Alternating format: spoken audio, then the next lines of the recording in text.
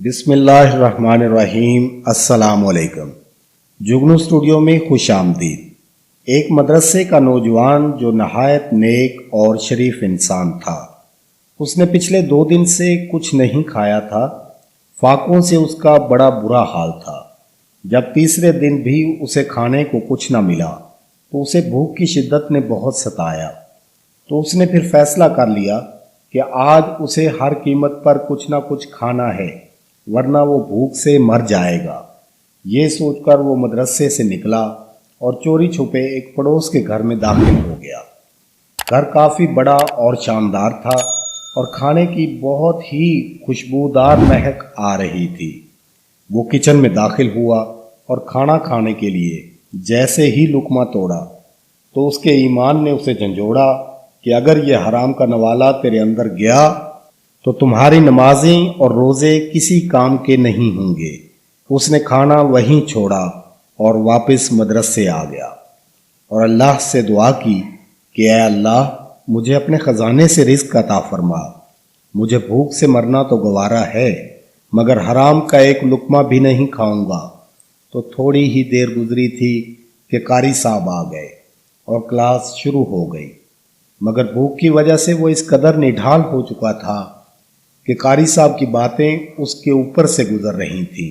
جب کلاس ختم ہوئی تو ایک باپردہ عورت قاری صاحب کے پاس آئی اور ان سے کچھ کہنے لگی۔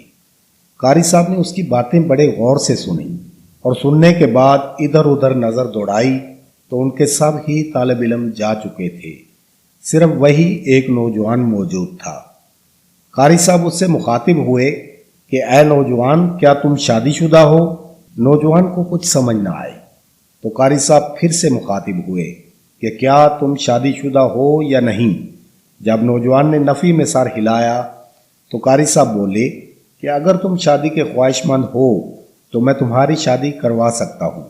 وہ نوجوان آگے سے بولا کہ قاری صاحب، آپ کیسی باتیں کر رہے ہیں؟ میرے پاس کھانے کو روٹی تک نہیں ہے اور آپ شادی کی بات کر رہے ہو؟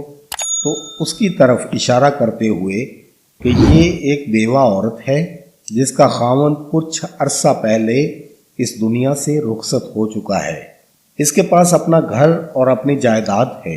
اسے صرف ایک باحیا اور نیک نوجوان کی تلاش ہے جس کے ساتھ وہ اپنی ازدواجی زندگی پھر سے بحال کر سکے، اور اگر تم اس رشتے کے لیے رضامند ہو تو تمہارے حق مہر کی رقم میں ادا کر دیتا ہوں اور تمہارا نکاح بھی ابھی پڑھا دیتا ہوں۔ جب نوجوان نے اپنی رضامندی ظاہر کی تو قاری صاحب نے گواہان کی موجودگی میں ان دونوں کا نکاح پڑھا دیا۔ جب نوجوان اپنی نئی نویلی دلہن کے ساتھ اس کے گھر پہنچا تو وہ یہ دیکھ کر حیران رہ گیا، کیونکہ یہ تو وہی گھر تھا جس گھر سے وہ تھوڑی دیر پہلے کھانا چرانے آیا تھا۔ اب جب اس کی بیوی نے نقاب اتارا تو اس کی آنکھیں پھٹی کی پھٹی رہ گئیں، کیونکہ اس نے اتنی حسین و جمیل عورت پہلے کبھی نہیں دیکھی تھی۔ اب جب وہ کچن میں اس کے لیے کھانا لانے گئی تو اس نے وہ روٹی کا لقمہ دیکھا تو وہ بولی کہ لگتا ہے میری غیر موجودگی میں یہاں کوئی آیا تھا جس نے کھانا کھانے کی کوشش کی ہے، مگر اسے کھائے بغیر ہی چلا گیا ہے۔ نوجوان نے یہ بات سنی تو اس کی آنکھوں میں آنسو آ گئے اور وہ کہنے لگا، وہ کھانا چرانے والا کوئی اور نہیں بلکہ میں ہی تھا، اور پھر اسے اپنی ساری کہانی سنائی کہ کیسے بھوک کی وجہ سے وہ یہاں چوری کرنے آیا تھا، مگر اس کا پختہ ایمان اس کے آڑے آ گیا اور اس برے کام سے محفوظ رکھا۔ اس کی بیوی بولی، یہ اللہ کی طرف سے تم پر ایک آزمائش تھی، مگر تم اس میں سرخرو ہو گئے، اور دیکھو پھر اللہ نے تمہیں اس کا کیسا اجر دیا کہ تم جس گھر میں چوری کرنے آئے تھے تمہیں اس گھر کا مالک بنا دیا۔ وہ نوجوان فوراً سجدہ ریز ہوا اور اللہ تعالیٰ کا شکر ادا کرنے لگا۔